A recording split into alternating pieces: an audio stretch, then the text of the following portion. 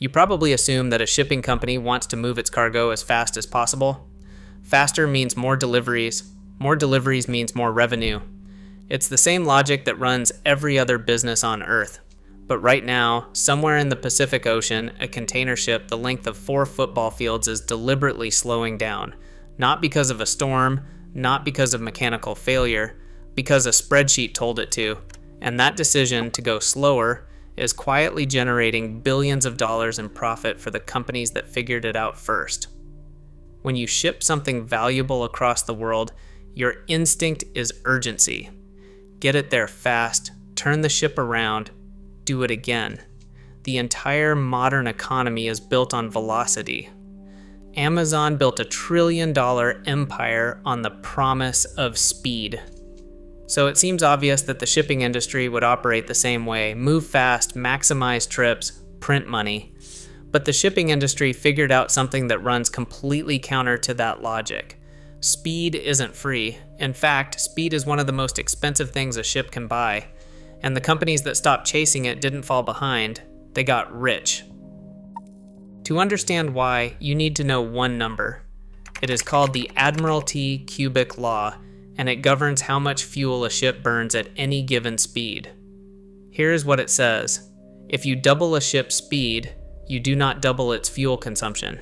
You multiply it by 8. The relationship between speed and fuel burn is cubic, not linear. This means the reverse is also true. Small reductions in speed produce enormous savings in fuel. A container ship traveling at 25 knots might burn 350 tons of heavy fuel oil every single day. Drop that speed to 20 knots, just 5 knots slower, and fuel consumption falls by roughly 40%. On a voyage from Shanghai to Rotterdam, that single decision saves over $1 million in fuel costs per trip. Now multiply that across a fleet of 50 ships. Multiply it across an entire year. Suddenly, going slower is not a compromise. It is the most profitable decision a shipping executive can make. And the fuel bill is only the first layer of the story. How it started, the 1973 oil crisis. Slow steaming was not invented in a boardroom. It was imposed on the industry by brute economic force. In 1973, OPEC cut off oil exports to the West. The price of heavy fuel oil did not gradually increase. It exploded. Shipping companies that had been operating at full speed suddenly found themselves burning money they did not have.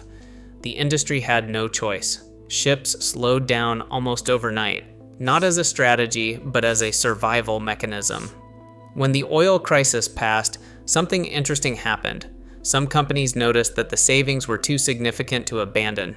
The crisis had accidentally handed them a financial tool they did not know they needed. Slow steaming went dormant for a few decades, but the knowledge was filed away. And in 2008, when fuel prices spiked again and global trade collapsed after the financial crisis, the industry pulled that tool back out. This time, it was deliberate. Here is where slow steaming stops being just a fuel story and becomes something more interesting. Something that looks a lot like financial engineering. After 2008, the shipping industry had a catastrophic problem. For years, companies had been ordering massive new vessels, betting on continued trade growth. Then the global economy cratered. Suddenly, there were far too many ships chasing far too little cargo. When supply exceeds demand in shipping, freight rates collapse. And when freight rates collapse, the entire industry bleeds. The traditional solution would be to scrap ships or park them. But scrapping is expensive, and parking a vessel still generates costs. Slow steaming offered a third option that was far more elegant. If you slow every ship in your fleet by 20%, each voyage takes longer. Longer voyages mean each ship completes fewer trips per year. Fewer trips per year means your fleet's effective capacity shrinks without you actually removing a single vessel. You have absorbed the oversupply not by eliminating ships, but by stretching time. For the shipping lines, it was a perfect solution. They kept their assets, they saved on fuel, and they quietly reduced the supply of available capacity in the market, which put upward pressure on freight rates. Going slower was simultaneously cutting costs and managing supply. It was a billion-dollar strategy hiding inside what looked like a logistical inconvenience. The shipping lines win. That part is clear. But slow steaming does not distribute its benefits evenly, and the losers rarely get to complain loudly enough for anyone to listen. Consider the companies shipping perishable goods.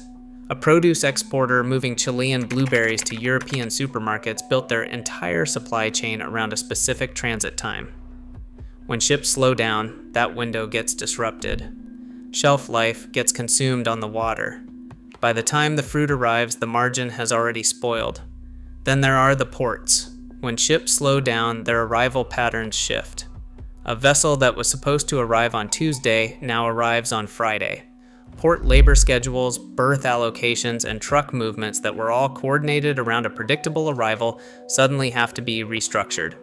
The port absorbs the cost of that disruption in overtime, idle cranes, and congestion. The shipping line captures the savings, and the port pays the hidden tax. The power asymmetry here is significant. The shipper cannot negotiate the ship's speed.